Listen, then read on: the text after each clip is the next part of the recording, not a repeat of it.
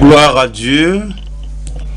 Nous rendons grâce au Seigneur pour l'étude biblique d'aujourd'hui et j'accueille tout le monde à cette session. Je prie que ce soit un temps enrichissant dans chaque vie pour ceux qui sont en ligne.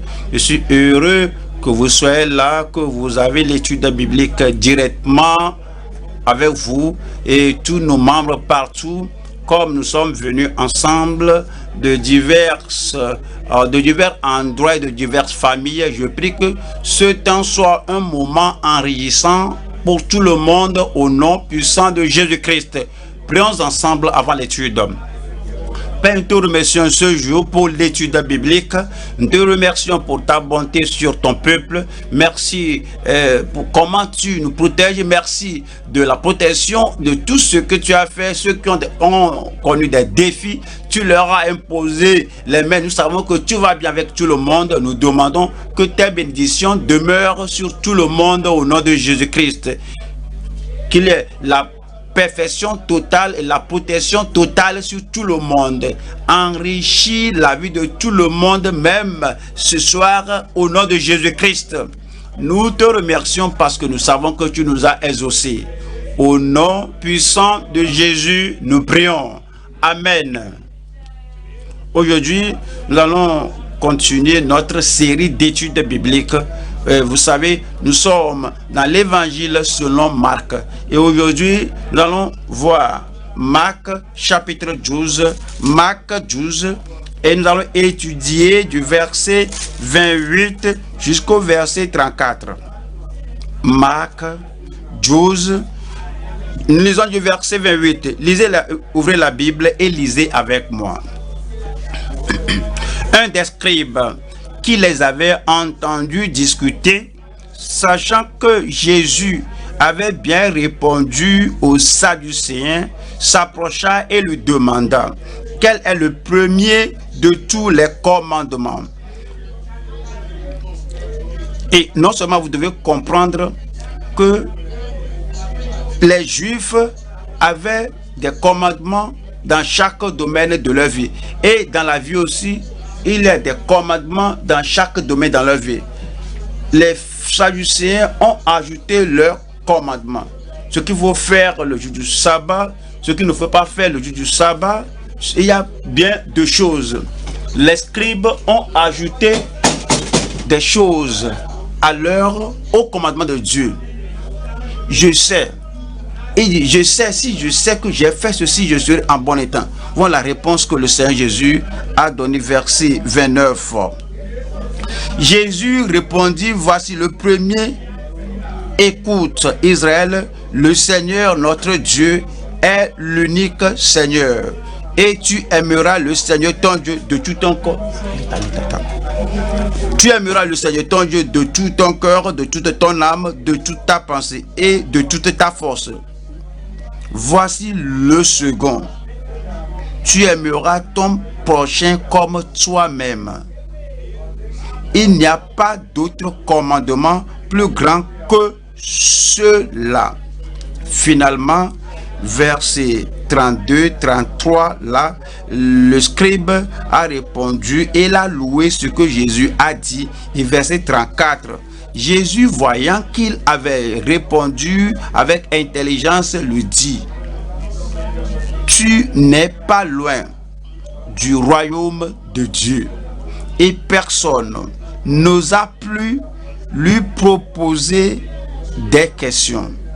C'est le passage très riche et très profond qui s'applique à toute personne et à tout endroit.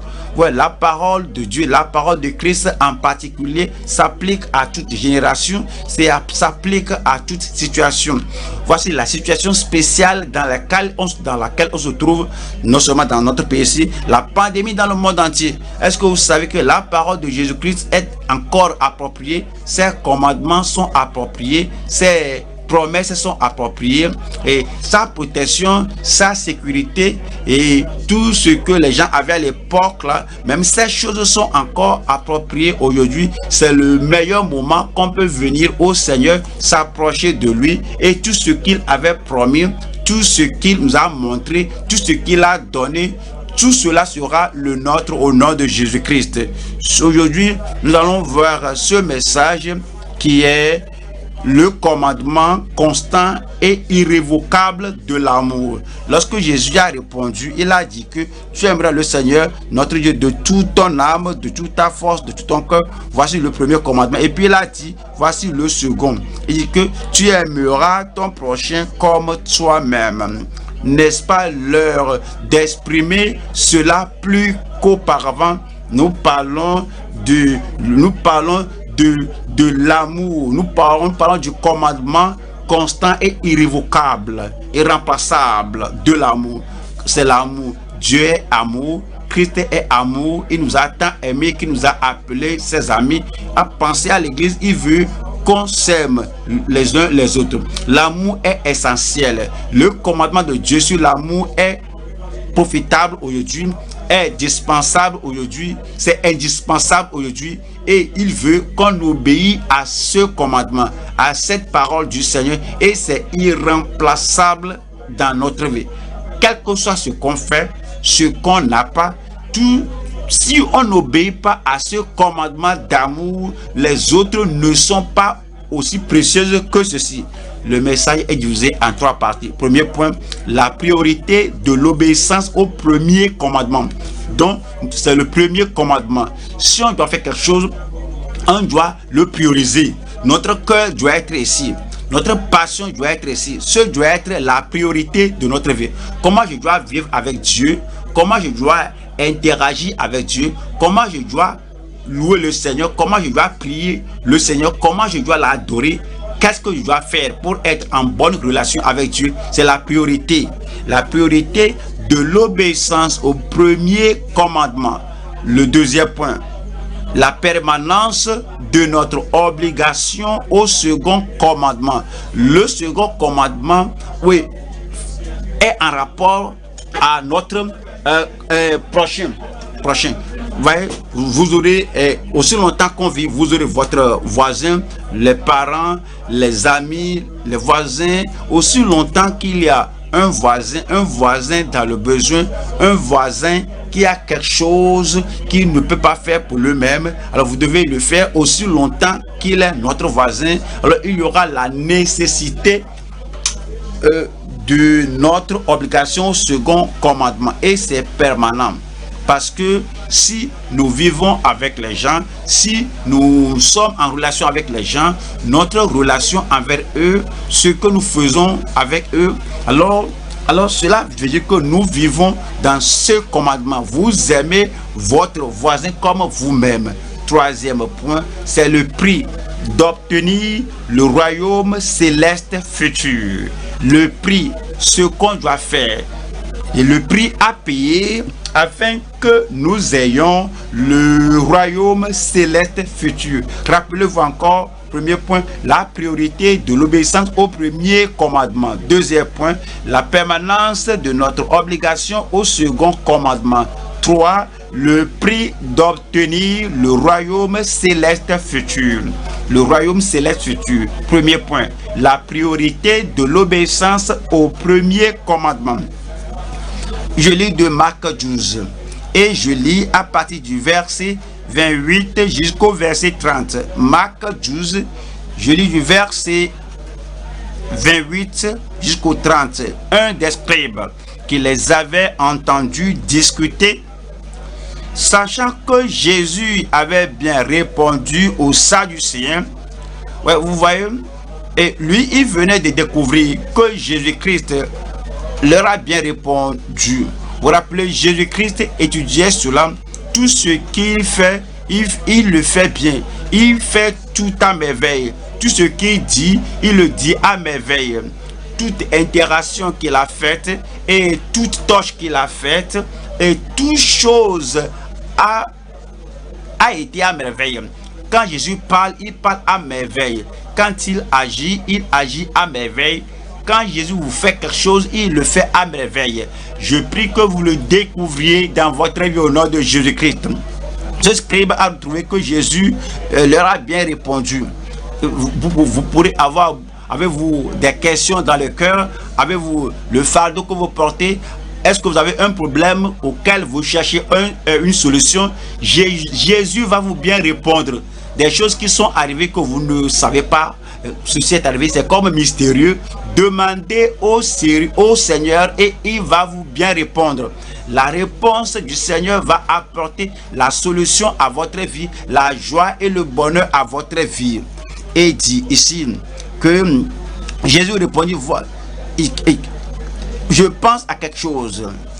Je veux connaître ses commandements. Quel est le premier de tous les commandements? Est-ce que tu peux m'expliquer? Est-ce que tu peux m'illuminer?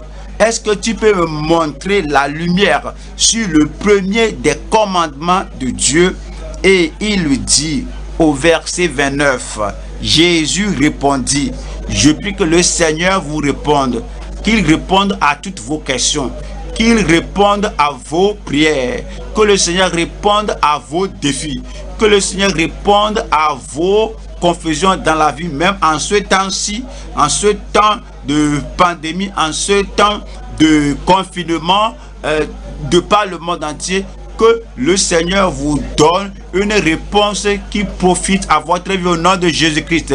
Voyons ceci, le premier de tous les commandements. Voici le premier. Écoute, Israël, le Seigneur notre Dieu est l'unique Seigneur. Le Seigneur notre Dieu est l'unique Seigneur. Et tu aimeras le Seigneur ton Dieu. Le Seigneur ton Dieu. Tu donnes ta vie au Seigneur Jésus-Christ. Tu deviens disciple du Seigneur. Tu es en relation avec lui. Tu fais ce que le Dieu Tout-Puissant dit. Sortez du milieu d'eux. Séparez-vous et je serai votre père, vous serez mes fils. Et tu te tournes vers le Seigneur Jésus, il devient ton Seigneur personnel. Et dans ta maison, dans le coin de ta maison, ou là où tu te trouves, tu dis, le Seigneur est le mien, je lui donne mon cœur, ma vie, je donne tout au Seigneur, j'appartiens au Seigneur sans réserve, sans rival qui rivalise ma vie. Et c'est dire que tu aimeras le Seigneur ton Dieu de tout ton cœur. Il n'y a aucune partie laissée au diable, il n'y a aucune partie de ton cœur laissée au monde pour une autre chose, pour une autre personnalité. Mais tu aimeras le Seigneur ton Dieu de tout ton cœur, de toute ton âme, de toute ta pensée et de toute ta force.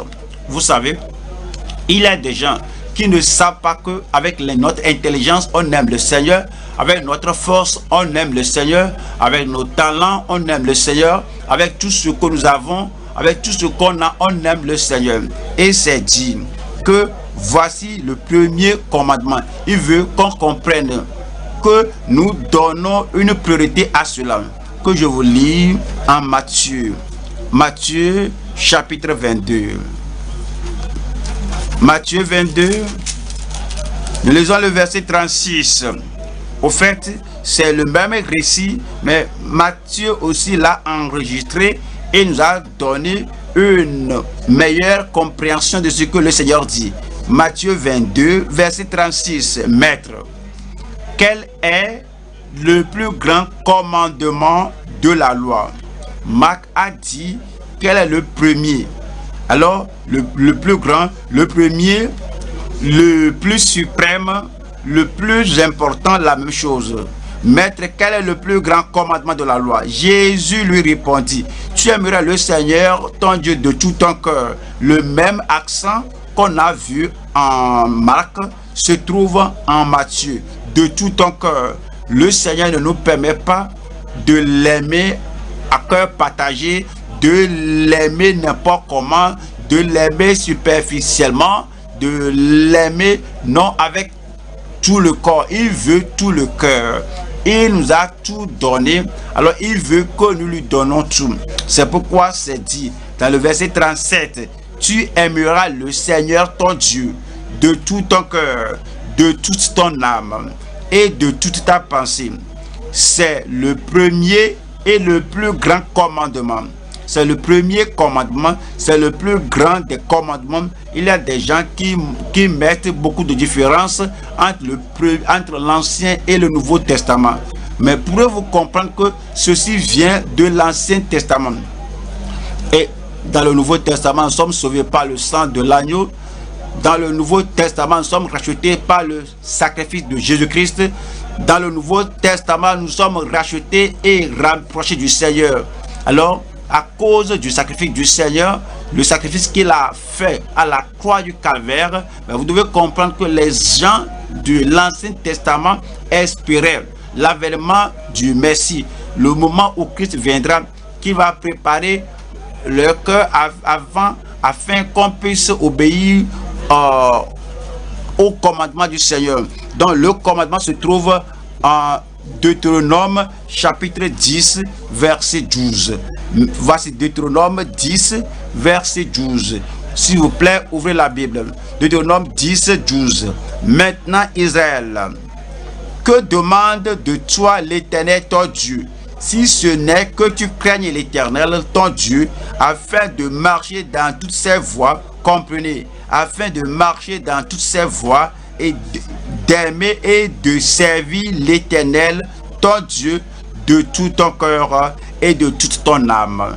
De tout ton cœur et de toute ton âme. Qu'est-ce qui est arrivé? Comment pouvons-nous faire cela? Comment Adam pouvait-il faire cela? Comment Adam pouvait-il faire cela après la chute? Comment Ève pouvait-elle faire cela après la chute? Lorsque c'était éloigné de la loi de Dieu, de la nature de Dieu et du modèle que Dieu a créé. Ouais, l'œuvre de la grâce doit être faite, une œuvre surnaturelle doit être faite, quelque chose doit être fait dans le cœur de l'homme afin que nous soyons en mesure d'aimer le Seigneur notre Dieu de tout notre cœur, de toute notre âme. Qu'est-ce qui doit arriver? Tout d'abord, nos péchés doivent être pardonnés. Numéro 1, notre cœur doit être transformé. 2, notre cœur doit être sanctifié, purifié, afin que la dépravation soit ôtée et que cela nous soit possible de l'aimer de tout notre cœur, de toute notre âme, de toute notre force. Voilà ce que l'Écriture dit. Deutéronome chapitre 30 et Deutéronome 30 verset 6. Deutéronome 36.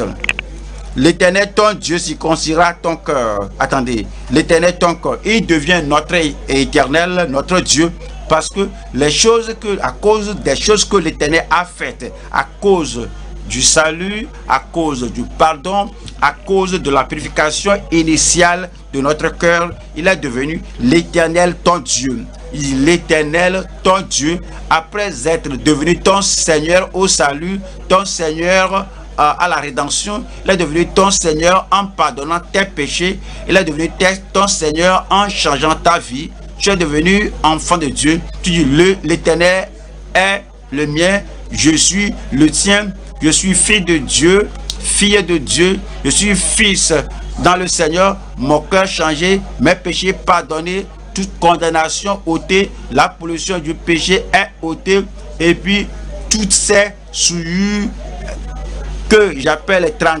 transgression, tout est ôté. Je peux dire que l'Éternel est mon Dieu. Faut pas quitter. Il y a encore quelque chose qu'il doit faire. Il doit sanctifier ton cœur, il doit circoncire ton cœur, il doit purifier ton cœur, il doit épurer ton cœur.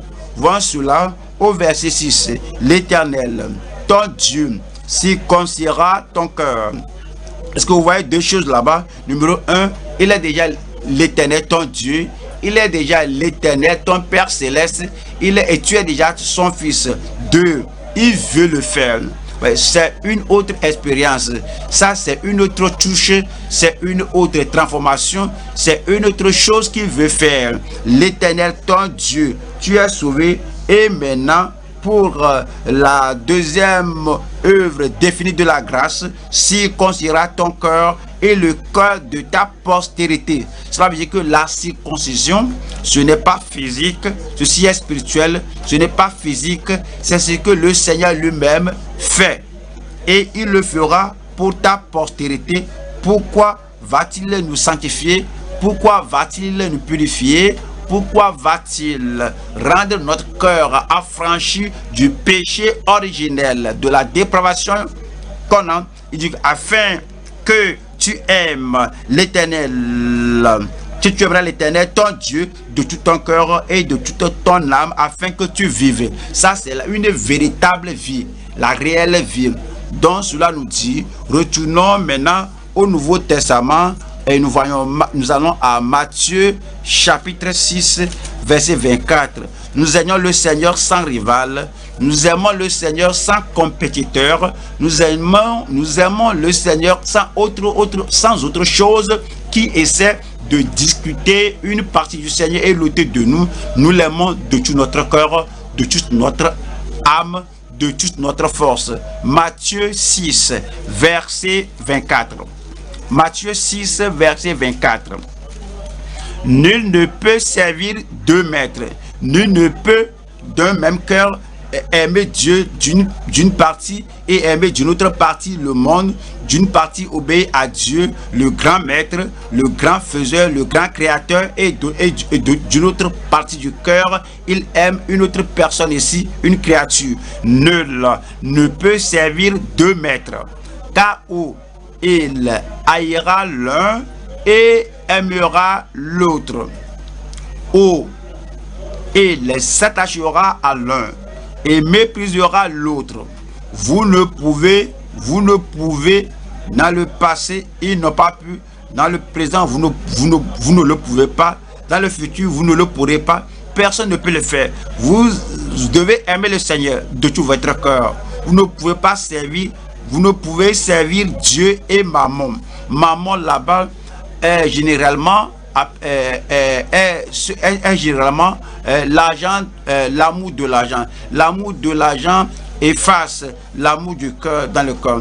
Vous ne pouvez pas être passionné des choses de ce monde et des choses de Dieu. Vous avez un choix à faire. Je prie que vous fassiez un meilleur choix, que vous aimiez le Seigneur de tout votre cœur, de toute votre âme, de toute votre force, afin que vous viviez, afin que tu vives. Luc chapitre 10, verset 25. Luc 10, nous lisons verset 25. Un docteur de la loi se leva et dit à Jésus pour l'éprouver: Maître, que dois-je faire pour hériter la vie éternelle? Jésus lui dit: Qu'est-il écrit dans la loi? Qui lis-tu? Quelle que soit la question que vous avez, il faut chaque fois aller à la parole de Dieu. Et qui lit-il? Il faut voir ce qui est écrit dans la loi, dans le livre sacré, ce qui est écrit dans le livre de Dieu. Qui lis-tu? Qu'est-ce que vous avez lu? Qu'est-ce que vous avez appris? Comme vous avez lu dans la parole de Dieu, comment être sauvé, comment aimer le Seigneur, comment être sanctifié, comment avoir un cœur qui aime Dieu entièrement, sans rival, sans compétiteur. C'est ce que vous devez faire. Qui lis-tu? Et il répondit: Tu aimeras le Seigneur ton Dieu de tout ton cœur, de toute ton âme, de toute ta force et de toute ta pensée, et ton prochain comme toi-même. Tu as bien répondu, lui dit Jésus. Fais cela et tu vivras. Fais cela et tu vivras. Le seul défi est que sans la conversion, on ne peut pas pleinement le faire. Sans la circoncision du cœur, sans la sanctification, on ne peut pas pleinement le faire. Lorsque Jésus a dit fais cela, l'homme aurait raisonnablement répondu que avec la nature adamique, la transgression de ma vie, avec la sueur en moi, je ne le peux pas. J'ai besoin du secours céleste, j'ai besoin du secours de Dieu. Vous avez besoin du secours céleste, le secours divin, afin d'avoir cet amour de Dieu dans le cœur, et l'amour là sera répandu dans votre cœur, sauvé, sanctifié, et l'amour là sortira de vous et au travers de vous à vos voisins et à tous ceux qui vous entourent. Romains chapitre 5 verset 5. Romains 5 verset 5. Oh, l'espérance ne trompe point, parce que l'amour de Dieu est répandu dans nos cœurs par le Saint-Esprit qui nous a été donné. Voyez cela. Le Saint-Esprit rend témoignage lorsque nous sommes nés de nouveau. Le Saint-Esprit est le consolateur. Le Saint-Esprit nous fait connaître ce qu'on a en Christ, et c'est lui qui nous aide à la voir. C'est-à-dire que cet amour de Dieu est répandu dans votre cœur par le Saint-Esprit qui nous a été donné. Qu'est-ce que cela veut dire? Cela veut dire que sans la présence du Saint-Esprit dans votre cœur, vous ne pouvez pas aimer comme cela se doit. C'est un esprit d'amour. Il vient dans votre cœur au salut. Alors ça montre que c'est par lui que vous êtes sauvés à la sanctification. C'est par lui que vous êtes purifiés, sanctifiés. Et le Saint-Esprit répand cet amour dans votre cœur. 1er Jean chapitre 4. Verset 19. 1er Jean 4, 19. Et commençons par le verset 16. 1er Jean 4, 16. Et nous avons connu l'amour que Dieu a pour nous. Et nous y avons cru. Dieu est amour. Et celui qui demeure dans l'amour demeure en Dieu et Dieu demeure en lui. Vous êtes venus à Christ et on vient par Christ à Dieu et on demeure en Dieu. Parce que Dieu est amour et il demeure en nous. Verset 19. Nous l'aimons. Pour nous l'aimons parce qu'il nous a aimé le premier. Pour nous l'aimons parce qu'il nous a aimé le premier. Car Dieu a tant aimé le monde qu'il a donné son Fils unique, afin que quiconque croit en lui ne périsse point, mais qu'il ait la vie éternelle. Nous goûtons cet amour. Nous prenons part à cet amour. Nous croyons en cet amour. Nous expérimentons cet amour parce qu'on a l'amour de Dieu. Cet amour maintenant est répandu dans notre cœur et nous allons vers Dieu, nous l'adorons, nous le servons, nous lui obéissons, nous faisons tout ce qu'il veut qu'on fasse parce que nous l'aimons. Il n'y a pas de jour qu'on ne l'aime pas, il n'y a pas de temps qu'on ne l'aime pas, il n'y a pas de saison qu'on ne l'aime pas, il n'y a rien qui se passe dans le monde qui détruit notre cœur, nos regards de Dieu. Même en ce temps spécial, voici ce qui se passe, voici des choses qui se produisent dans le monde. Néanmoins, on l'aime parce qu'il nous a aimés. Est-ce que vous pendez à cela? La pandémie ou épidémie, il nous aime. Avec les situations du monde, il nous aime parce qu'il nous aime. À cause de cela, nous l'aimons. Et Dieu merci pour vous. Non seulement que il y a les autres qui l'aiment, vous aussi vous l'aimez. Vous n'allez pas permettre à un rival, à un compétiteur d'enlever votre cœur de lui. Et vous aime, et vous aussi vous l'aimez, et vous allez continuer, et nous allons continuer à exprimer l'amour là jusqu'à ce que nous le voyions face à face à l'éternité au nom de Jésus-Christ. Allons maintenant au deuxième point, qui est la permanence de notre obligation au second commandement. Nous retournons à Marc chapitre 12 et je lis verset 31. Marc 12, verset 31. Verset 31 nous dit: voici le second. Tu aimeras ton prochain comme toi-même. Il n'y a pas d'autre commandement plus grand que cela. C'est deux. Numéro 1, aimer le Seigneur de tout ton cœur, de toute ton âme, de toute ta pensée et de toute ta force. Numéro 2, c'est d'aimer son prochain comme soi-même. Qu'est-ce que Jésus voudrait dire? Il n'y a pas d'autre commandement plus grand que cela. C'est ce qu'il voudrait dire par là. Il dit que, comme vous voyez, les fondamentaux de la part de Dieu, c'est-à-dire que les 10 commandements sont très importants aux enfants d'Israël. Vous savez, les 10 commandements sont divisés en deux parties. Première partie, 1, 2, 3, 4. Ça fait rapport à Dieu. Et numéro 5, 6, 7, 8, 9, 10 fait partie de l'homme autour de nous. Pensez à cela. Vous aimez Dieu de tout votre corps, de toute votre âme, de toute votre pensée, de toute votre force. Vous n'allez pas aimer d'autres dieux que le Dieu là. Vous n'allez pas aimer aucune idole que notre Dieu. Vous ne devez pas aimer l'idole dans la communauté. Alors, n'allez pas vous prosterner pour servir d'autres dieux. Après que vous aimez Dieu de toute votre âme, de tout votre corps. Donc, il n'y a pas de réserve, il n'y a pas de compétition, il n'y a pas de rivalité, il n'y a pas d'autres dieux, il n'y a pas d'autre image sculptée à laquelle vous allez vous prosterner. Vous n'allez pas appeler le nom du Seigneur en vain. Vous le respectez, vous l'honorez, vous le vénérez, vous l'adorez par-dessus toutes choses. Alors vous l'exaltez. N'allez pas prendre son nom en vain. Ça, c'est aimer le Seigneur de tout votre cœur, de toute votre pensée. Et 4, vous vous rappelez le Seigneur à tout moment, vous le rappelez à tout jour. Mais il y a un jour spécial que vous abandonnez tout et vous vous concentrez sur lui seul et vous exprimez l'amour, vous l'adorez. Que je suis dans la joie lorsqu'on me dit d'aller à la maison du Seigneur. Vous aimez le Seigneur. C'est la première partie. Donc le second, il y a la deuxième partie des commandements du Seigneur. La première, numéro 5, tu honoreras ton père, ta mère. Ce sont les voisins, les voisins proches qui t'ont amené dans ce monde. Tu vas prendre soin des parents, tu vas les nourrir, même en ce temps-ci. Et ainsi qu'on manifeste notre amour. Ton papa est malade, ta maman est malade, ta maman est dans le besoin, ton père est dans le besoin. C'est ainsi que tu montres ton amour à ton voisin et tu prends soin de ton amour, de tes voisins, tu les respectes, tu prends soin d'eux.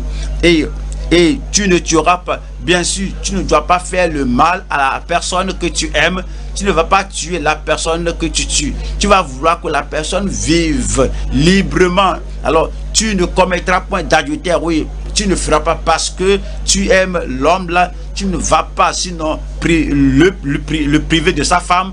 Parce que tu aimes ces parents-là, tu ne vas pas souiller leur fille. Tu ne vas pas voler parce que tu aimes la personne-là. Tu vas vouloir que la personne jouisse de son bien, que la personne jouisse de ce qu'il a.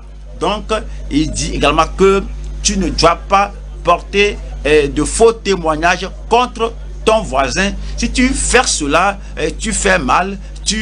La personne est triste qu'il a menti sur mon compte et cela n'est pas bon, alors je vais souffrir à cause de ce qu'il a dit de lui qui n'est pas vrai. Si tu l'aimes, tu ne vas pas dire cela et tu ne convoiteras pas ni la maison de ton prochain, ni l'argent de ton prochain, ni les serviteurs de ton prochain, ni son âne, ni de tout ce qui appartient à ton voisin. C'est le commandement du Seigneur.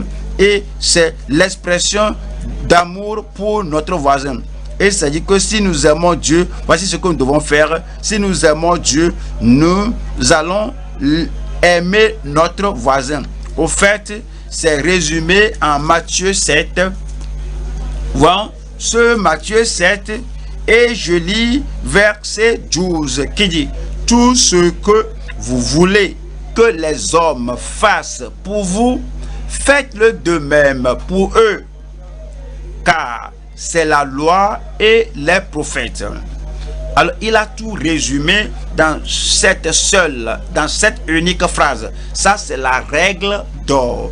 Au temps d'Ève, c'est la règle d'or. Au temps d'Èse, c'est la règle d'or. Au temps de pandémie, c'est la règle d'or. Au temps d'épidémie, c'est la règle d'or. Les gens n'ont rien à manger, c'est la règle d'or. Les gens n'ont rien à manger. Si tu as quelque chose à manger, comme ce que tu veux que les gens fassent pour toi, qu'ils t'aiment, qu'ils t'aident, que tu ne meurs pas de faim, alors il faut venir à ce côté. Les gens ont faim. Alors ce que tu as, tu leur donnes. Alors, ils n'ont pas d'argent à acheter les besoins de la vie. En ce temps, lorsque beaucoup de personnes se confinent, tel que tu veux que les gens t'aiment, c'est ainsi que tu vas les aimer.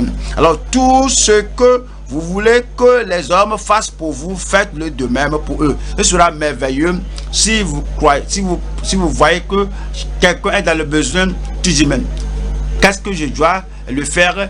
Comment je peux aider les gens qui sont dans le besoin? Est-ce que je dois m'approcher d'eux? Est-ce que je dois les aider? Pensez à cela.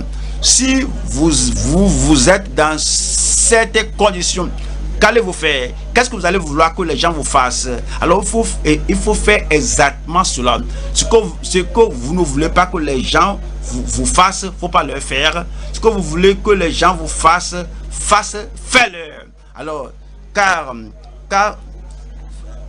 c'est la loi et les prophètes. C'est la deuxième partie du commandement. Nous allons à Romains chapitre 13.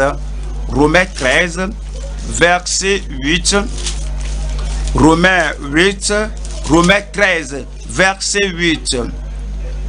Ne devez rien à personne si ce n'est de vous aimer les uns les autres. Car celui qui aime les autres a accompli la loi. En effet, les commandements: tu ne commettras point d'adultère, tu ne tueras point, tu ne déroberas point. Je vous l'ai déjà lu en Exode 20. Tu ne convoiteras point. Et ce qu'il peut encore y avoir se résume dans cette parole: tu aimeras ton prochain comme toi-même. Tu aimeras ton prochain comme toi-même. La foi chrétienne est une foi pratique. La foi chrétienne est une foi personnelle. La foi chrétienne est une foi bénéfique. La foi chrétienne est une foi permanente. Tous ces commandements, je ne veux pas dire que non, que les choses étaient en bon état en ce temps-là, ce n'est plus nécessaire aujourd'hui. Tout est nécessaire aujourd'hui. Tout est profitable, bénéfique, pratique, personnel, et c'est permanent, perpétuel, et ça continue même aujourd'hui. Verset 8. Il y a des gens qui vont dire la première partie du verset 8: ne devez rien à personne, mais si ce n'est de vous aimer les uns les autres. Il y a des gens qui doivent à leurs amis, à leurs voisins, et puis ne vont pas s'acquitter de leurs dettes. Mais si tu cites ceci, va dire que non. Si tu dis que ne devez rien à personne, dis que non, ceci ne parle pas de l'argent. Tu as acheté, tu n'as pas payé. Si quelqu'un est venu emprunter de l'argent chez toi et puis n'a pas remboursé, et des gens veulent acheter quelque chose, ou bien toi tu veux payer la scolarité de tes enfants, et la personne est venue emprunter de l'argent chez toi et te dit: mais je t'aime, et moi je meurs de faim, tu as mon argent, tu me dois de l'argent, et donne-moi l'argent là, comme tu veux que les gens te le fassent. Alors il faut le faire de même. Alors toi tu ne vas pas en train de... Tu jouis de l'argent, tu es extravagant, mais tu dois aux autres et tu ne veux pas leur payer. Alors c'est dit ici que ne devez rien à personne. Alors ils ont besoin de ton respect, respecte-la. Faut pas leur devoir cela. Ils ont besoin de ta politesse, alors faut pas leur devoir cela. Ils ont besoin de ton argent, alors tu ne dois pas leur devoir cela. Ils ont besoin des nécessités de la vie. Paul a dit qu'il doit aux barbares et aux juifs: j'ai l'évangile, j'ai la lumière, j'ai la bonne nouvelle et j'ai la parole du salut. Je dois à ceux qui sont perdus. Ne devez rien à personne, si ce n'est de vous aimer les uns les autres. Si vous les aimez, vous allez leur donner ce que vous leur devez. Si vous les aimez, vous allez leur donner ce dont ils ont besoin pour la vie éternelle et pour la vie ici-bas. Et c'est dit que si ce n'est de vous aimer les uns les autres, car celui qui aime les autres a accompli la loi. Si on aime notre voisin, on accomplit la loi. Si on aime les voisins, nos parents, ça, nous accomplissons la loi. C'est la chose réelle. 1er Corinthiens chapitre 12, je lis le dernier verset. Je lis le dernier verset du chapitre 12. Aspirez aux dons les meilleurs, et je vais encore vous montrer une voie par excellence. Je vais encore vous montrer une voie par excellente. Quelle est la voie par excellence? Comme on pense à notre vie chrétienne, quand nous pensons à tout ce que nous faisons, quelle est la voie par excellence? Notre adoration, notre sacrifice, notre consécration, la manifestation de dons, notre interaction avec les autres, notre vie à l'église et en dehors de l'église, notre vie à la maison, notre vie au bureau, notre vie dans le voisinage. Quelle est la voie par excellence? 1 Corinthiens 13, verset 1. Quand je parlerai les langues des hommes et des anges, si je n'ai pas la charité qui est l'amour, je suis un airain qui résonne ou une cymbale qui retentit. Si je démontre des dons spirituels et je manifeste des dons spirituels, mais je n'ai pas la charité, je n'ai pas l'amour, je ne touche pas la vie de mon voisin, je ne manifeste pas l'amour envers les enfants, les hommes, les femmes. Alors, je suis comme une chose inanimée qui produit un son. Et quand j'aurai le don de prophétie, la science de tous les mystères et toute la connaissance, quand j'aurai même toute la foi jusqu'à transporter des montagnes, si je n'ai pas la charité, je ne suis rien. Il nous parle de l'importance d'amour, l'importance d'aimer vos voisins, vos amis, vos ennemis, et l'importance d'aimer les gens de votre quartier, d'aimer les gens de votre famille et toute personne, et contribuer quelque chose de positif et de personnel, de pratique à leur vie. Verset 3. Et quand je distribuerai tous mes biens pour la nourriture des pauvres, quand je livrerai même mon corps pour être brûlé, je suis fanatique, je donne mon corps pour être brûlé pour la religion. Si je n'ai pas la charité, cela ne me sert de rien. Il dit que la façon pratique que je peux démontrer mon amour à Dieu et à mon voisin, c'est que je manifeste la charité, l'amour. Verset 4. La charité est patiente, elle est pleine de bonté. Quand, pour la dernière fois, que vous avez démontré la bonté envers les gens. Si vous êtes un réel enfant de Dieu, vous avez la nature de Christ en vous, la bonté sera votre seconde nature. Parce que la charité est patiente, elle est pleine de bonté. La charité n'est point envieuse. La charité ne se vante point, elle ne s'enfle point d'orgueil.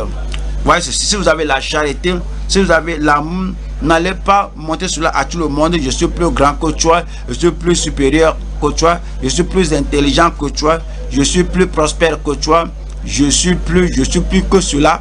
Alors chaque fois tu ne vas pas comparer et puis faire que les autres se voient comme s'ils ne sont rien et que les gens te voient que tu es grand. Laissez cela à Dieu, que Dieu vous élève. Si vous avez l'amour, vous allez vouloir vivre avec tout le monde. Vous n'allez pas vouloir que les gens se sous-estiment. Alors verset 7, ça continue à dire qu'elle ne fait rien de malhonnête, elle ne cherche point son intérêt, elle ne s'irrite point, elle ne cherche point son intérêt, elle ne soupçonne point le mal. Il y a des gens qui aiment soupçonner le mal, ils se réjouissent du mal. Si je dis quelque chose de mauvais, cela va arriver à la personne. La personne là doit avoir la chose mauvaise là, comme je le dis. Ça, ce n'est pas l'amour. Ce n'est pas l'amour. Tu veux détruire la vie des gens et tu les dénigres, alors tu ne prends pas leur vie comme importante, comme précieuse. La charité ne sonne point le mal. Et il continue de dire, verset 5, elle ne fait rien de malhonnête, elle ne cherche point son intérêt, elle ne s'irrite point, elle ne sonne point le mal. Il n'y aura plus le mal dans votre cœur contre personne au nom de Jésus-Christ. Verset 6, elle ne se réjouit point de l'injustice, mais elle se réjouit de la vérité. Elle excuse tout. Vous n'allez pas dire que moi je quitte, c'est trop, moi je ne peux plus rester avec l'homme là, je ne vais plus rester avec la femme là. La charité excuse tout. Je fuis la maison, je ne peux plus vivre avec mes parents, je ne peux plus soutenir, supporter cela. Elle excuse tout, elle croit tout. Alors quelqu'un vous a blessé et la personne est venue dire que mon frère, je suis désolé, ma soeur, je suis désolé, monsieur, je suis désolé, madame, je suis désolé, je t'ai entendu. C'est ainsi tu passes chaque fois. Moi je ne crois pas, je n'accepte pas cela. Pourquoi pas? si tu as l'amour, alors aimons-nous les uns les autres. Alors l'amour excuse tout, elle croit tout. La charité excuse tout, croit tout, elle espère tout. Elle supporte tout. La charité ne périt jamais. La charité ne va pas périr dans votre corps. La charité ne va pas périr dans votre pensée.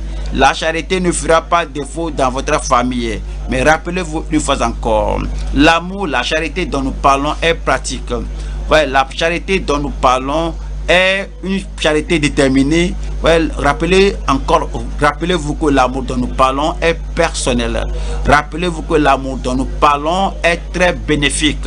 Ce n'est pas dire que je t'aime et puis fais confiance à moi, je t'aime, fais quelque chose pour montrer que tu aimes la personne à qui vous parlez, la personne avec laquelle vous vivez. Au moins qu'il ait un sourire à votre visage. Si la personne est dans le besoin, alors il faut satisfaire à ce besoin. L'amour qui est pratique, l'amour déterminé, l'amour positif, l'amour bénéfique, l'amour approprié. Voyons 1 Jean 3, 16. 1 Jean 3, 16. Nous avons connu l'amour. Nous avons connu l'amour en ce qu'il a donné sa vie pour nous. Comment nous savons que Jésus nous a aimés? Comment nous savons que Dieu nous a aimés? Dieu nous a tant aimés qu'il a donné son Fils unique. Il a fait quelque chose. Comment vous savez que Jésus vous aime? Un plus grand amour. Il n'y a pas de plus grand amour que de donner sa vie pour ses amis. Il a fait quelque chose. Comment vous savez que je vous aime? Je dois vous faire quelque chose de positif. Comment vous savez que celui-ci vous aime? Une telle personne vous aime. La personne doit vous faire quelque chose de pratique, de profitable à votre vie. Nous avons connu l'amour en ce qu'il a donné sa vie pour nous. Nous aussi, nous devons donner notre vie pour les frères. Si quelqu'un possède les biens du monde et que voyant son frère dans le besoin, il lui ferme ses entrailles, comment l'amour de Dieu demeure-t-il en lui? Il y a des gens, en particulier en ce temps-ci, qui vont donner des excuses et ils ne visitent personne, ils n'appellent personne au téléphone, ils ne touchent la vie de personne. Il essaie de chercher un moyen d'envoyer de la nourriture à la famille. Il ne cherche aucun moyen pour envoyer de l'argent à ceux qui en ont besoin. Alors, il abandonne les autres et il s'isole et il mange leur nourriture. Il se met de côté tout seul et jouit de leur bien. Je m'isole de tout le monde, je ne me casse pas la tête pour la vie, je ne me casse pas la tête pour quelqu'un, je ne touche la vie de personne. Tu dois le faire. Comment tu dis que tu aimes les gens et tu t'isoles, tu te mets dans le coin là-bas et dans ton coin là-bas, tu peux, si quelqu'un t'envoie quelque chose et toi tu ne donnes rien aux gens, c'est dit. Si quelqu'un possède les biens du monde, tu as quelque nourriture, partage. Tu as des biens, partage avec les gens. Et c'est cela qui va faire connaître que c'est cela qui va faire que les gens sachent que oui, vous les aimez. Alors, les gens vont dire que tu aimes les gens, tu les aimes. Vous devez aimer les gens autour de vous. Vous n'allez pas leur permettre de mourir de faim. Et quand avez-vous appris pour la dernière fois de ce membre-là, de cette frère, de cette soeur, de ce frère, de ce pasteur qui est dans le besoin? Touche leur vie, aide-les, c'est l'amour de Dieu. Ce que tu veux que les gens te fassent, tu leur fais la même chose. Si quelqu'un possède les biens du monde et que voyant son frère dans le besoin, il lui ferme ses entrailles, comment l'amour de Dieu demeure-t-il en lui? Verset 18. Petits enfants, n'aimons pas en parole et avec la langue, mais en action et avec vérité. Mais en action et avec vérité. Mais en action et avec vérité. Nous nous aimons les uns les autres. Nous démontrons l'amour. Le Seigneur a dit que c'est ainsi que le ciel saura que les gens sauront que voici ce que vous avez. C'est ainsi que Jésus saura que vous êtes en lui, et c'est ainsi que les membres de l'église sauront que vous êtes de réels enfants de Dieu. Nous tous qui écoutons la parole de Dieu, soit sur l'internet, vous faites partie de l'église.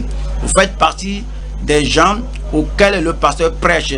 Vous allez appeler les autres, vous allez discuter avec eux, vous allez montrer aux autres les avantages que vous recevez du message en ligne. Vous allez leur envoyer le message, vous allez les appeler, que le message est en cours maintenant. Lorsqu'on aura fini le message, ils vont vous leur dire même, ils vont vous dire merci, tu m'as dit, si tu ne m'as pas dit ça, je n'aurais pas entendu, je n'aurais pas appris tout cela. Toucher la vie de quelqu'un, améliorer la vie de quelqu'un, que votre amour soit pratique. Cela va se produire au nom de Jésus-Christ.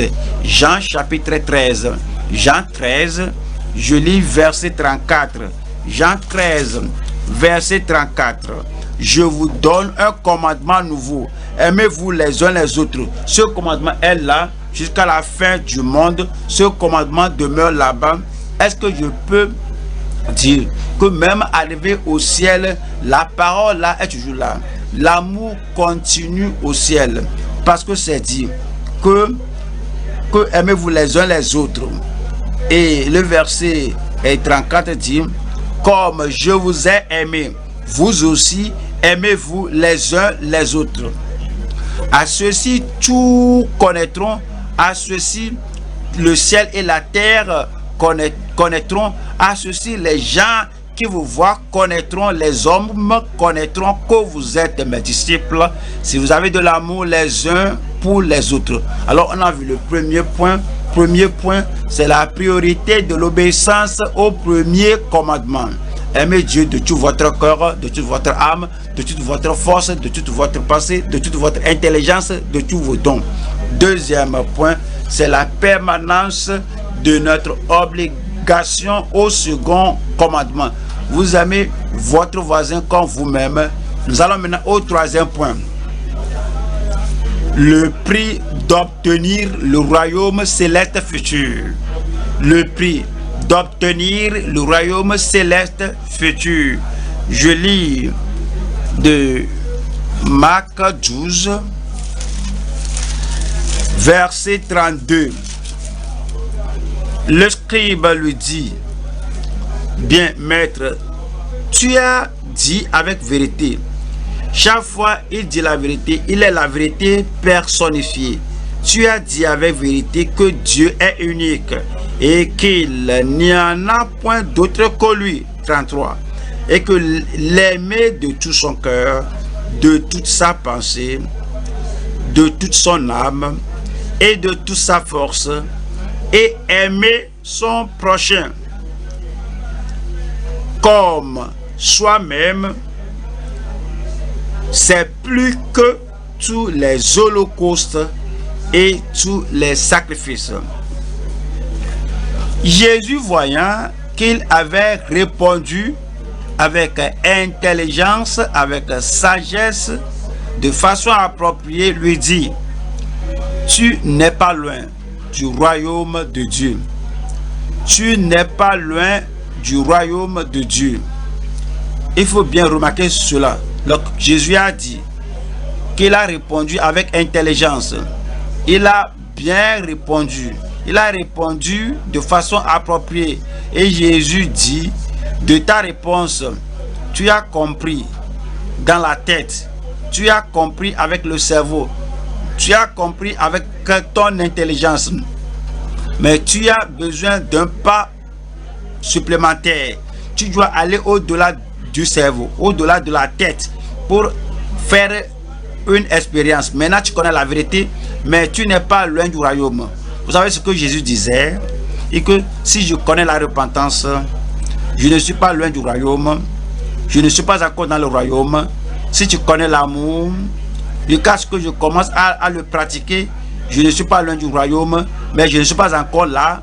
Si je connais la sanctification, si je connais la circoncision du cœur, si je connais la nécessité d'aimer le Seigneur de tout mon cœur, de toute mon âme, de toute ma pensée. Je ne suis pas encore dans le royaume jusqu'à ce que j'entre. Voilà 3 choses ici. Numéro 1, pas loin, mais hors du royaume.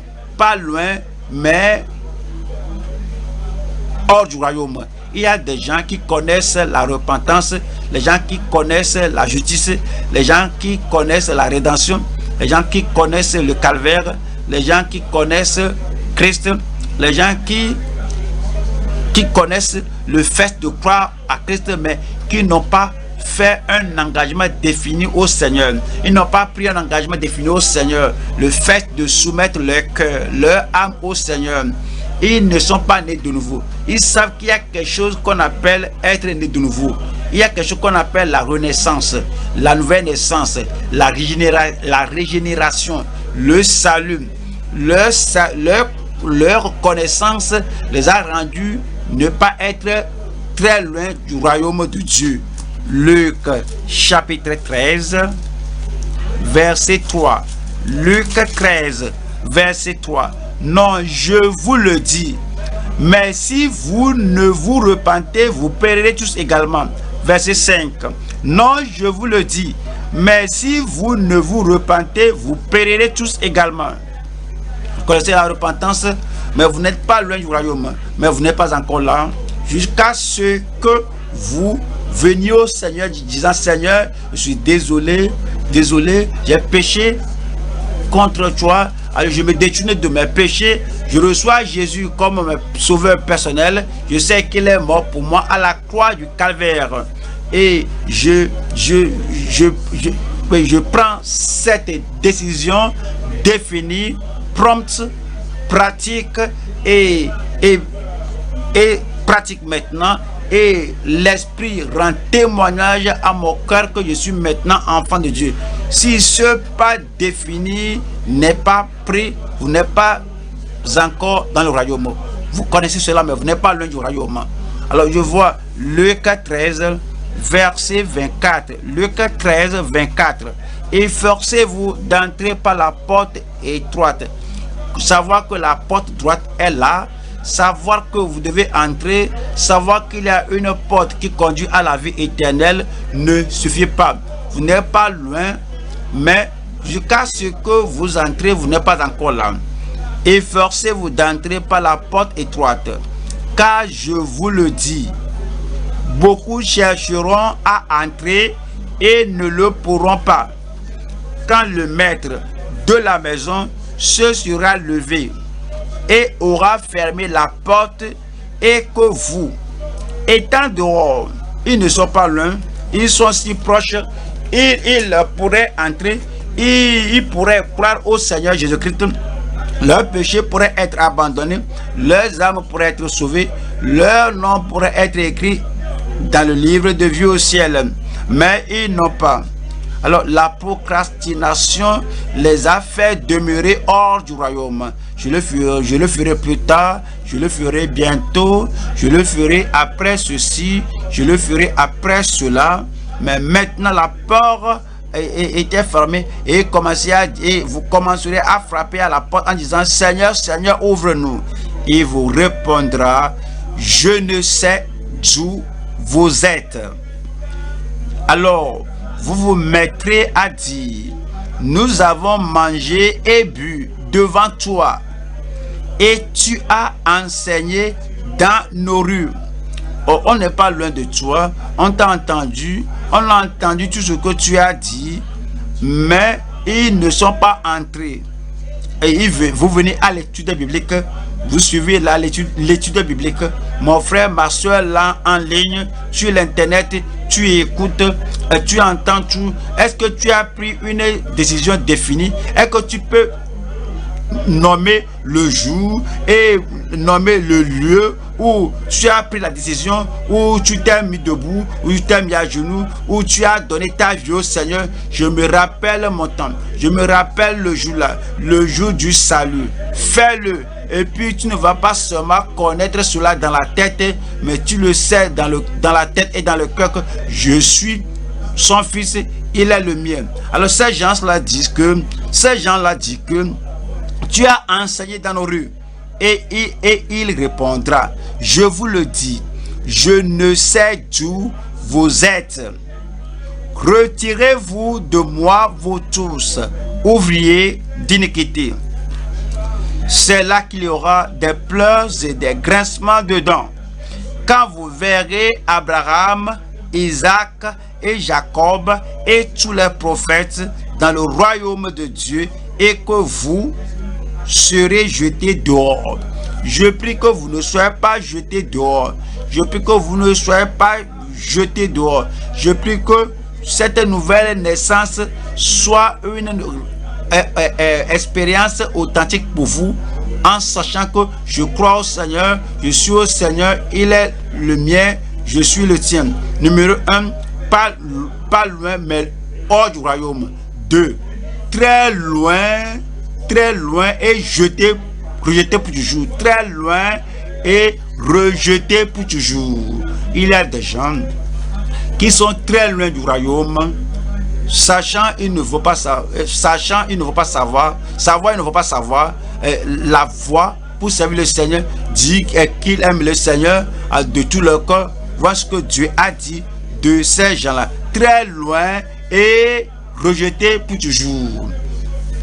Voyons Ésaïe 29, Ésaïe chapitre 29, verset 13. Le Seigneur dit, quand ce peuple s'approche de moi, il m'honore de la bouche et des lèvres, mais son cœur est éloigné de moi. Mais son cœur est éloigné de moi. L'amour dans le cœur, la passion du cœur, l'intérêt du cœur et l'enthousiasme dans le cœur, tout est éloigné de moi. Son cœur est éloigné de moi et la crainte qu'il a de moi n'est qu'un précepte de tradition humaine. Ce sont les gens-là qui se sont éloignés du Seigneur, et s'ils meurent dans cette condition, ils seront à jamais éloignés du Seigneur. Nous allons à Marc 7, verset 6. Voici les paroles du Seigneur Jésus-Christ lui-même. Alors, en citant la parole d'Ésaïe, Marc 7, je lis verset 6. Verset 6 dit, Jésus leur répondit, hypocrite, Ésaïe a bien prophétisé sur vous. Les hypocrites étaient très loin de Dieu et ils paraissent servir Dieu alors que leur cœur est loin de Dieu. Ils se présentent comme ils connaissent la parole de Dieu, mais leur cœur est loin du Seigneur. Hypocrite. Ainsi qu'il est écrit, ce peuple m'honore des lèvres, mais son cœur est éloigné de moi. C'est en vain qu'il m'honore en donnant des préceptes qui sont des commandements des hommes, en donnant des préceptes qui sont des superstitions des hommes, des traditions des hommes. Vous abandonnez le commandement de Dieu et vous observez la tradition des hommes. Et leur dit encore, vous annoncez fort bien le commandement de Dieu pour garder votre tradition. Verset 9. Il leur dit encore, vous anéantissez fort bien le commandement de Dieu pour garder votre tradition. Ce sont les gens là qui sont très loin du Seigneur. Je vous ai dit 3 points. 1, pas très loin mais hors du royaume. 2, très loin et rejeté du royaume pour toujours. Rejeté. 3, pas très loin, pas plus loin, mais citoyen du royaume. Pas plus loin, mais citoyen du royaume. C'est ce que Dieu veut. Alors il vous a créé pour son objectif. Il a envoyé Jésus pour ce but-là, pour nous ramener à la relation perdue en Adam. Il vous a créé pour cet objectif afin que nous l'aimions de tout notre cœur, de toute notre pensée. Et ceci se produit lorsque nous venons connaître le Seigneur comme notre Sauveur et Seigneur personnel. Les péchés pardonnés, le cœur lavé dans le sang de Jésus. Nous croyons en lui de tout notre cœur, de toute notre âme et de toute notre pensée. Nous allons aux Éphésiens 2, verset 8. Éphésiens 2, verset 8. Car c'est par la grâce que vous êtes sauvés. Voici les gens, ils ne sont plus loin, mais ils sont des citoyens du royaume de Dieu. Car c'est par la grâce que vous êtes sauvés, par le moyen de la foi. Et cela ne vient pas de vous, c'est le don de Dieu. Ce n'est point par les œuvres, afin que personne ne se glorifie. Car nous sommes son ouvrage. Il a fait des œuvres en nous. Il nous a créés. Il nous a rachetés. Il nous a renouvelés. Il nous a restaurés à l'état original dans lequel il a créé Adam et Ève. Il nous a sauvés, sanctifiés. Alors nous ayant été créés en Jésus-Christ pour de bonnes œuvres que Dieu a préparées d'avance afin que nous les pratiquions. Voilà le verset 13. Verset 13. Mais maintenant, en Jésus-Christ, vous qui étiez jadis éloignés, vous avez été rapprochés par le sang de Christ, car il est notre Père. Lui qui des deux n'en a fait qu'un, et qui a renversé le mur de séparation, l'inimitié. La séparation entre le pécheur, l'homme pécheur et le Dieu saint. Christ est venu démolir le mur de séparation. Le mur de séparation entre les Juifs et les nations. Christ l'a démoli. Le mur de séparation entre nous et Christ, entre Dieu, Christ l'a démoli. Ayant anéanti par sa chair, ayant anéanti par sa chair la loi des ordonnances dans ses prescriptions, il était frappé pour nous, et afin de créer en lui-même avec les deux un seul homme nouveau, avec les deux un seul homme nouveau, en établissant la paix. Alors il nous a réconciliés à Dieu, et tous nos péchés, toute notre culpabilité et notre condamnation ôtées. Si vous venez à lui aujourd'hui, si vous lui permettez de faire cela, vous ne serez plus loin du royaume, vous deviendrez citoyens dans son royaume. Verset 16. Et de les réconcilier l'un et l'autre en un seul corps avec Dieu par la croix, en détruisant par elle l'inimitié. Il est venu annoncer, publier, propager, déclarer la paix à vous qui étiez loin, et la paix à ceux qui étaient près, car par lui nous avons les uns et les autres, c'est-à-dire par Christ, nous avons les uns et les autres, les Juifs et les nations, les uns et les autres, accès auprès du Père dans un même esprit. Ainsi donc, après la repentance, ainsi donc, après avoir cru au Seigneur Jésus-Christ, ainsi donc, ayant ouvert le cœur maintenant, et maintenant Christ est en nous maintenant, et ainsi donc, comme vous êtes maintenant citoyens dans le royaume, ainsi donc, vous n'êtes plus des étrangers ni des gens du dehors, mais vous êtes des concitoyens des saints, gens de la maison de Dieu. C'est ce qu'il veut faire. Lorsque vous êtes citoyen du royaume de Dieu, l'un de ces jours, la trompette sonnera. L'un de ces jours, il y aura l'enlèvement. L'enlèvement n'est pas encore lieu. L'enlèvement n'a pas encore lieu. Tout ce qui se passe maintenant, l'enlèvement n'a pas encore, cela n'a pas encore lieu. On n'est pas dans la grande tribulation. L'enlèvement doit avoir lieu avant la grande tribulation. lorsque l'entreprise sonnera, les morts en Christ seront ressuscités. Nous qui sommes vivants, nous serons enlevés avec eux et nous serons toujours avec le Seigneur. Je prie que le jour-là, tu ne sois pas loin du royaume, que tu sois dans le royaume, né de nouveau, sauvé, sanctifié, recréé, racheté et restauré. Et votre vie sera totalement renouvelée par le sang de l'agneau. Vous pouvez dire que l'Esprit rend témoignage à mon cœur que je suis enfant de Dieu. Et l'amour de Dieu est répandu dans votre cœur.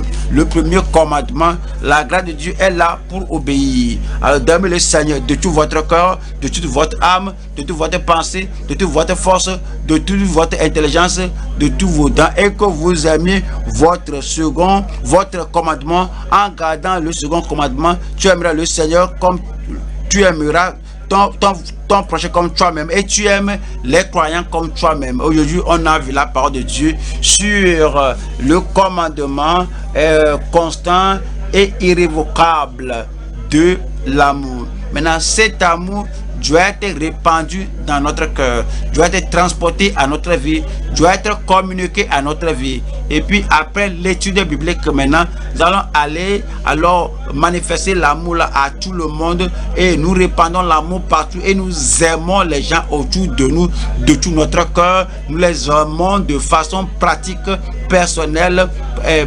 progressive au nom de Jésus-Christ. Pourquoi ne pas vous lever partout où vous vous trouvez? Pourquoi ne pas vous lever et vous dites maintenant, Seigneur, maintenant je crois, maintenant je comprends. Voici comment je dois aimer le Seigneur. Alors invoquez le nom du Seigneur. Faut pas fermer la bouche, faut pas aller à d'autres lieux. Voici le temps de transférer ce que nous avons appris de la tête au cœur et prier pour avoir une assurance définie qu'on n'est plus loin du royaume. Je vais vous poser la question: avez-vous donné votre vie au Seigneur Jésus-Christ? Êtes-vous enfant de Dieu? Vos péchés sont-ils pardonnés? Est-ce que l'Esprit rend témoignage à votre cœur que vous êtes sauvé, que vous êtes né de nouveau, que la capacité d'obéir à la parole de Dieu est maintenant là-bas dans votre cœur? Invoquez le nom du Seigneur, très simple. Seigneur, je t'ouvre mon cœur, je veux que tu entres. Je suis désolé des choses mauvaises que j'avais faites contre toi depuis ma naissance. Je sais que tu m'aimes. C'est pourquoi tu as envoyé Jésus-Christ mourir pour moi. Je te donne mon cœur. J'ouvre mon cœur à toi. Jésus, Sauveur, Rédempteur, entre. Ôte le fardeau du péché de mon cœur. Ôte la culpabilité du péché. Ôte la condamnation du péché. Merci Seigneur. Je sais que tu ne mettras pas dehors celui qui vient à toi. Je viens à toi. Entre en moi Seigneur. Donne-moi la grâce de t'aimer de tout mon cœur, de toute mon âme, de toute ma pensée. Montre-moi de façon pratique, montre-moi de façon positive, montre-moi de façon à t'aimer dans cette situation où nous trouvons, qu'on se trouve. Aide-moi, montre-moi comment je peux manifester l'amour à mon frère, à mes soeurs, à mes voisins. Comment je peux manifester l'amour aux voisins, aux membres de ma famille, aux membres de la famille de Dieu, de façon pratique, de façon positive, de façon bénéfique, de façon appropriée. Comment je dois montrer l'amour là? Vous êtes jeune, vous êtes né de nouveau, vous devez manifester l'amour là. Vous êtes adulte, vous devez manifester l'amour là. Vous êtes membre du corps de Christ, vous devez manifester l'amour là. Et les membres qui sont sur vous qui êtes sur l'internet, vous devez manifester l'amour là. C'est la façon pratique qu'on doit être dans le royaume. Soyez citoyens du royaume de Dieu. Et puis, rappelez-vous l'amour de Dieu pour vous. Il vous a aimé. Il vous aime plus que votre langue ne peut l'exprimer. Il vous aime assez pour vous sauver de tout péché. Il vous a vraiment aimé pour pouvoir à tous vos besoins. Il vous a tant aimé qu'il vous sanctifie et vous rende saint. Il vous a tant aimé pour ôter les montagnes de votre vie Il vous aime tant pour prendre soin de vous. Il vous aime tant pour rendre votre vie profitable.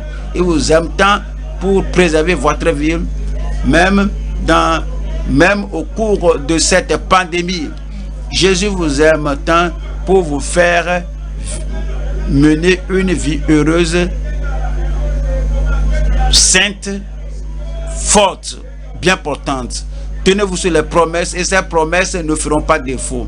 Alors manifestez l'amour là envers les autres. Rappelez-vous, tout ce que vous voulez que les autres vous fassent, faites-le de même pour eux.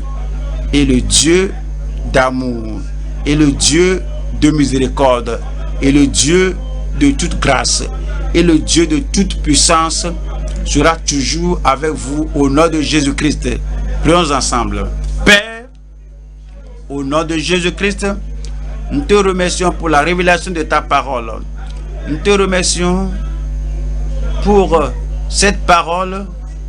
La parole est significative, importante. Ce commandement irremplaçable, irrévocable de l'amour. Nous prions que tu l'enregistres dans chaque cœur au nom de Jésus-Christ, dans chaque famille au nom de Jésus-Christ, dans toutes nos églises au nom de Jésus-Christ, dans chaque membre au nom de Jésus-Christ. Et nous prions, Seigneur, que cet amour soit démontré de chacun de nous, tout d'abord envers Dieu, en l'aimant de tout notre cœur, de toute notre âme, de toute notre force, de tous nos talents, de toute notre intelligence, de tout ce qu'on a, que nous aimions Dieu sans permettre à un rival, à un compétiteur dans notre cœur au nom de Jésus-Christ. Seigneur, que nous démontrons l'amour pratique, positif, l'amour bénéfique aujourd'hui autour des gens, autour de nous, au nom de Jésus-Christ. Et que chaque jour, qu'on continue aussi à recevoir ton amour, à jouir de ton amour, à profiter de ton amour. Et l'un de ces jours, lorsque la trompette sonnera et que les saints entrent au ciel, Seigneur, ton amour nous gardera jusqu'à ce temps-là. Et nous serons avec toi, nous serons citoyens du royaume pour toujours. Nous te remercions parce que nous savons que tu nous as exaucés. Nous savons que cet amour-là, tout au long de cette semaine et pour le reste de notre vie, cet amour sera manifesté au nom de Jésus-Christ. Merci Seigneur. Quand nous avons prié au nom de Jésus-Christ, vous pouvez dire Amen. Que le Seigneur vous bénisse. Je vous aime. Je sais que vous m'aimez aussi. L'un de ces jours, je vous verrai face à face. Que le Seigneur soit avec vous et qu'il établisse son amour dans votre cœur et dans votre famille. Je vous salue tous